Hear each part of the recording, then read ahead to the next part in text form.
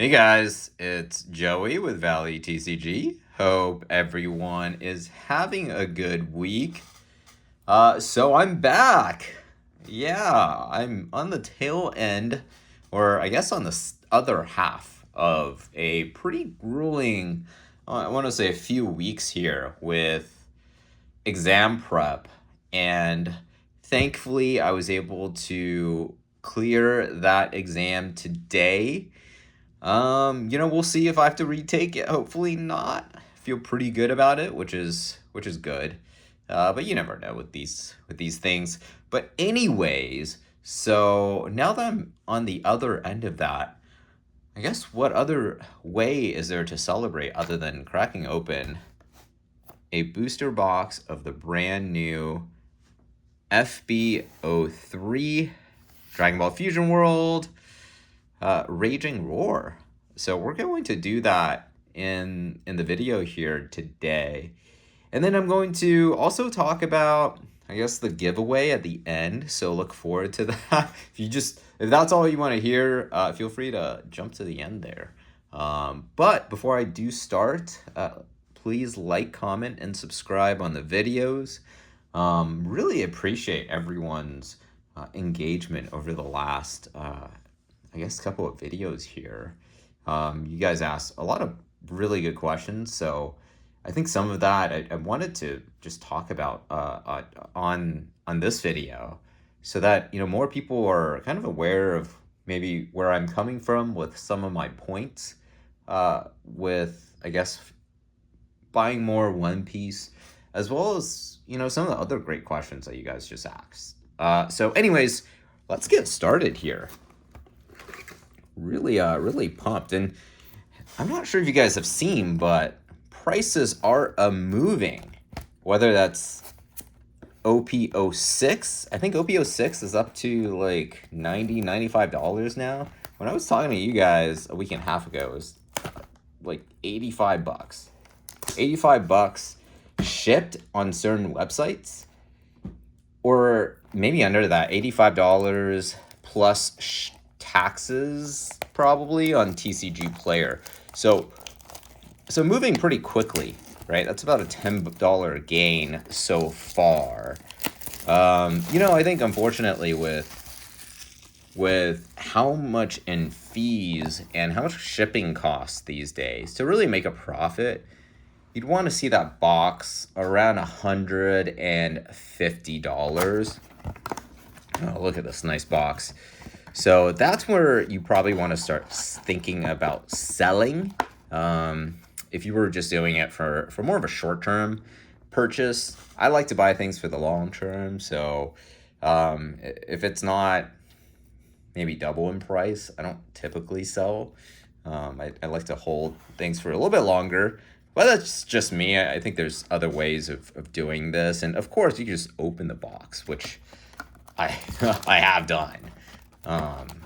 And also I should just mention that this is the second box I opened. This baby over here is empty. I did open one off stream. I had a few pretty nice off video format. I did have a few nice hits. So let's see if we could double the price for double the dice, or something like that. So these are the hits I had in the other box, which is super nice.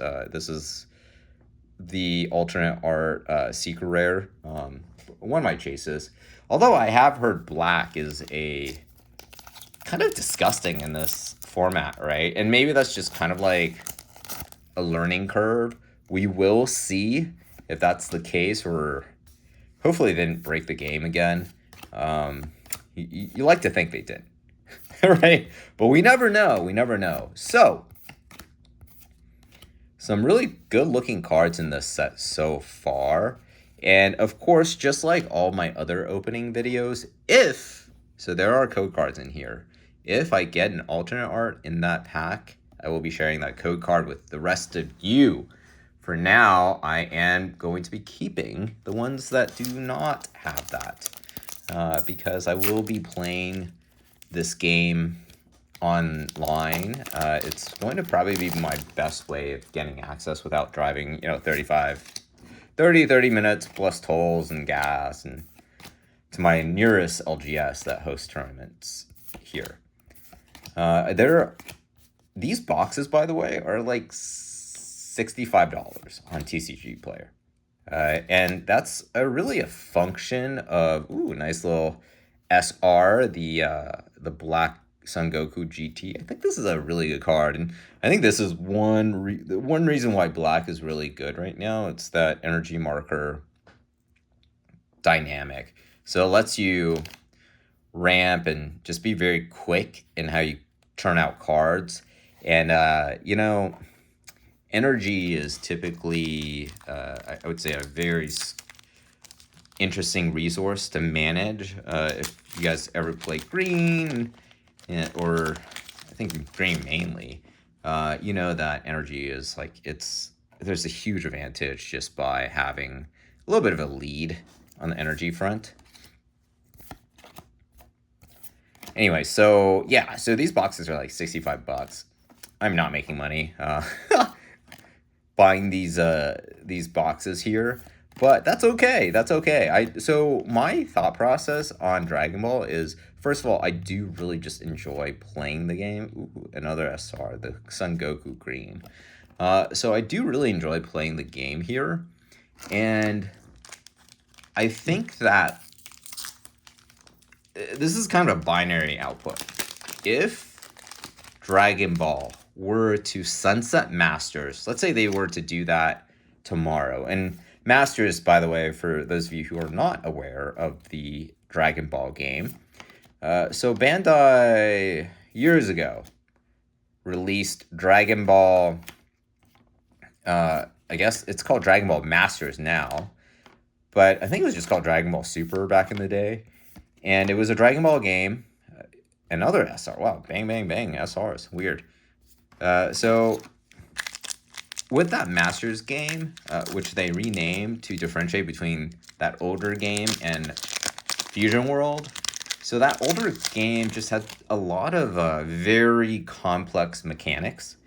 And with those complex mechanics, they weren't really even able to coded correctly when they tried to create a online platform for the game, and the game just kind of slowly died off. I've heard that the player base, they're either very nice in locals or they're just super toxic, like just noob stomping, not very friendly to newer players. And over time that game just kind of died, and as a result, and because the game just had so many mechanics, it was really hard to learn from the get-go.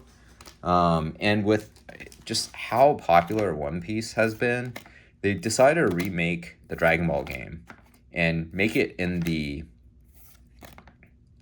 I guess in the image, if you will, of One Piece, but with Dragon Ball characters. So the game plays a lot like Dragon Ball. Ooh, Bardock SR. I think some of the black SRs are worth a pretty penny these days. I haven't really checked, to be honest. So they were able to remake the game, and as a result, now we have a split player base. And if you know anything about a split player base with a current, I guess, anime that's not really even running right now because of, rest in peace, the creator of Dragon Ball passing away, it's made the game harder to generate excitement around. And then also Bandai has not been running that many events. So lack of events, 2 player bases, just kind of weird mechanics with how they did bans as well, being the 3rd issue. They did bans in FB-02 set. Really, I mean, first of all, the cards that they did release were totally broken. And then after they broke the game, they just went way the other way and pretty much banned a bunch of cards that made it broken somewhat in the first place, but it was kind of too late. You already had, some of the other issues I just mentioned, and now we have a lack of interest in this game. And I do feel, I'm not 100% on this. I'm definitely a lot more bullish, if you will, long-term on One Piece. But I do feel that there's a chance for this to come back. And this is the binary bet that I'm talking about. If they were to let's say, sunset Masters. If they were to sunset Masters, just kind of let that fade next year, we're going to have probably a much more successful Dragon Ball game. And oh my gosh, what is this? Okay, guys, we have our very first SP. Pretty sure this is an SP. So this is a Cheetle card. This is from the fourth, I guess, the yellow starter deck. And this is a super combo. And guys, I think this is probably the best card you could potentially pull. One of the best cards that you could potentially pull in the entire set. Oh my goodness, let's freaking go.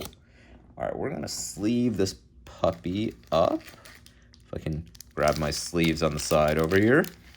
Oh my goodness, holy smokes, let's go. My first SP. Very excited about this. It was the first hit too. And as with the first hits, here you guys go.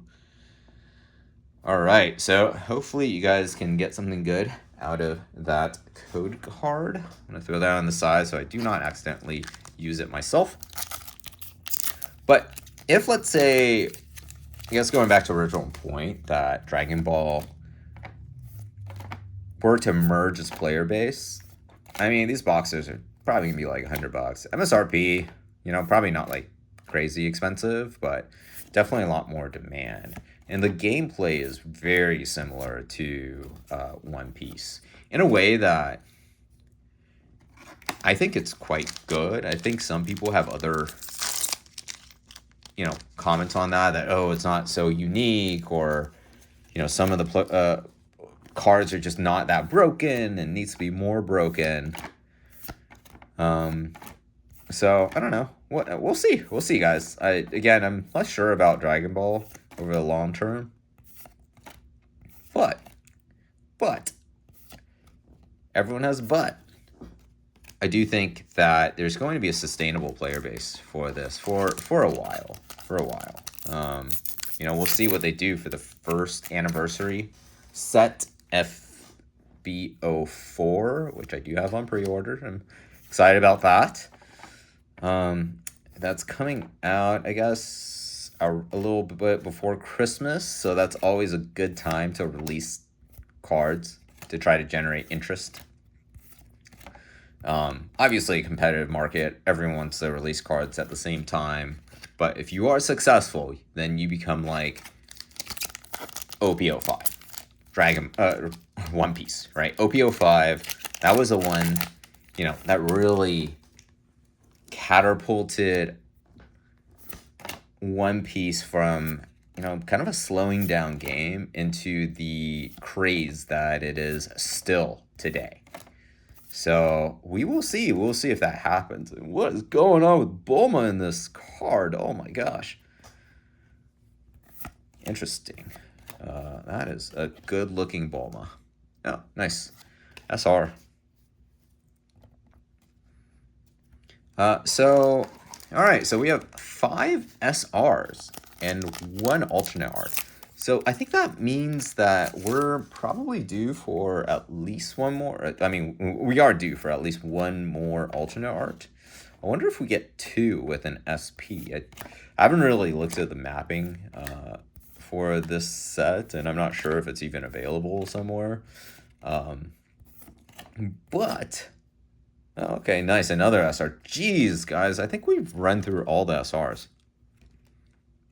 It just means that we're going to have probably some dead packs. This is quite interesting. Anyways, so moving on to what you guys wanted to talk about, which is One Piece, at least in the other video. You guys had a lot of comments and a lot of questions. So I'm going to call this question or questions of the day. So multiple questions, maybe, if you guys keep, asking these great questions. So let me just kind of scroll to one on the side here. And another SR. What in the heck? 7 SRs? Is that, hold on, just give me 1 second. I'm gonna check if that's all of them. Yeah, that's every single SR in this set. Okay, all right, so we got them all. Nice. With I think about 10 packs left, maybe under 10 packs. So this is a good time to start with a question or questions of the day.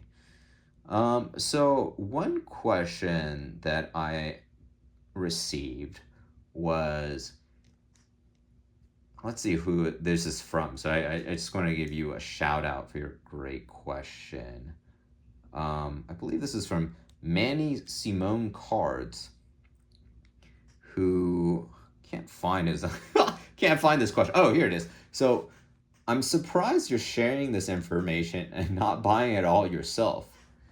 So maybe this is more of a statement, but I did want to just kind of talk about it. I am buying a lot myself. I bought 4 booster boxes, and after this video, I'm gonna buy 2 more. That's a, I think, sizable position for me. And by the way, I already have over a case in FB-06. So I am putting my money where my mouth is. So, and the reason why I wanted to share I guess, the cheap prices that we've been seeing in 06 with you guys, it's mainly because, look, I'm not, Rudy from Alpha Investments. I'm not buying cases and cases and cases here. I'm buying, a few booster boxes here and there. And I just kind of want to share my enthusiasm with you guys, especially in the last video, of just how absurdly cheap that I thought those prices were. And really, the other thing I want to talk about on this topic is that what's really important, you guys, is I think ultimately your entry price. So what do I mean by that? So your entry price will drive your returns most of the time, because there is a fair value for these boxes long term, right? They're going to settle out somewhere. And that price is going to fluctuate, right? Up, down, up, down, up, down. Oh, everyone hates One Piece, prices drop. Oh, everyone loves One Piece, prices double or triple in price. So the key is to not be caught up in that volatility, or at least when prices are dropping, you're not fire selling everything. I see this in the stock markets daily, right? You guys probably a couple weeks ago saw the Japanese carry trade unwind. And what happened there was, it was kind of a combination of a couple things, but I think it demonstrates what happens in the card world really, really, really well. So the problem with the Japanese carry trade is that when you had investors borrowing in yen, because rates were really, really low, so they were borrowing all this dollars and they didn't have to pay any interest on it. And then they came over to the United States, and they went over to Mexico and went all over the world and started investing all these dollars, or yen, I guess, but they converted into US dollars and invested in, crypto or Bitcoin or whatever, or Nvidia and all the nonsense there. They were making what is called the carry trade, right? So you're carrying the currency from one region to the other. But when that started unwinding, so people had to sell their assets denominated in US dollars to pay back a yen debt. And that yen debt it became expensive because the yen became stronger, right? You had let's say $1 million of US dollars, and then suddenly overnight or over a month where the unwind happened, it became like, $90. Or sorry, like $100 in US debt, it would have been like $113. So you had to sell more assets to then go and repay your yen debt.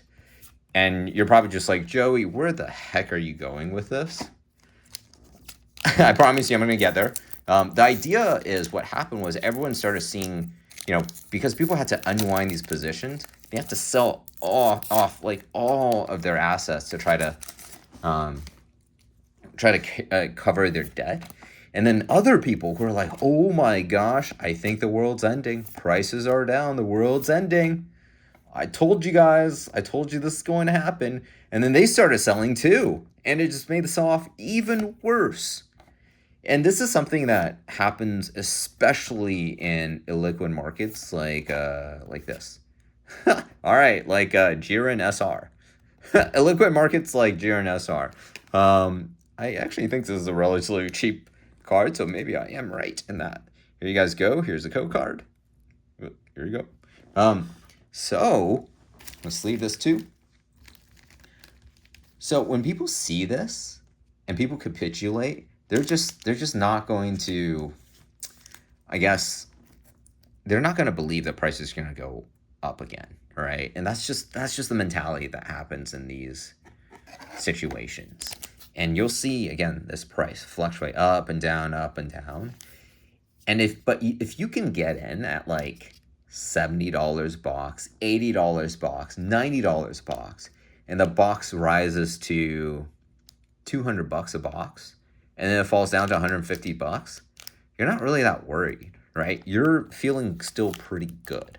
So there's a mental aspect to that, ultimately, at the end of the day. And then, of course,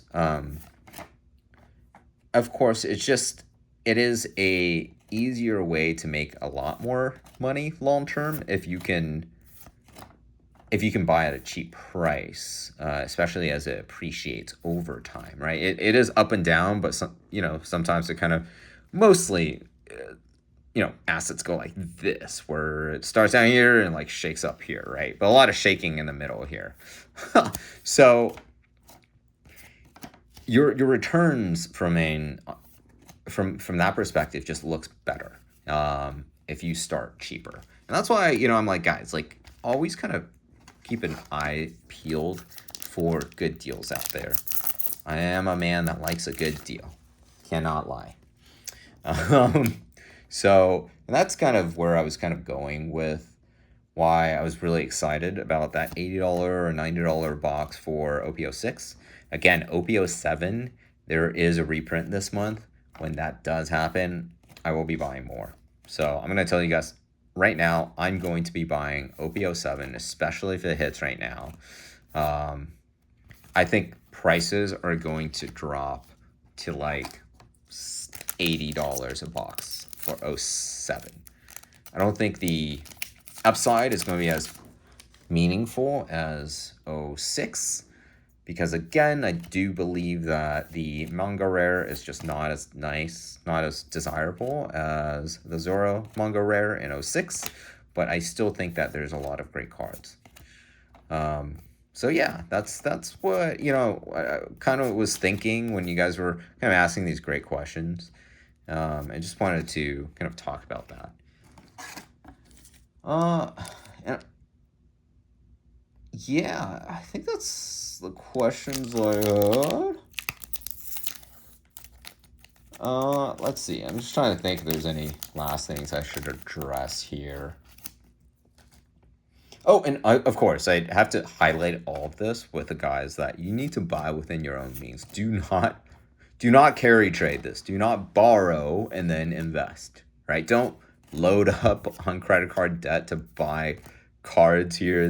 That's just fiscally irresponsible. Ooh, okay. So a last SR. So that probably means that's an 8th SR. It actually looks like an alternate art, right? Honestly, I thought this was one, but that is not one. So that means there is definitely no more alt arts in the last 2 packs. So too bad. But although Chilai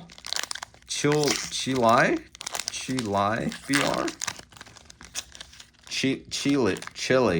Chili, maybe that's how you say it. Kind of goes in line with the cooler Frieza King Cold trend.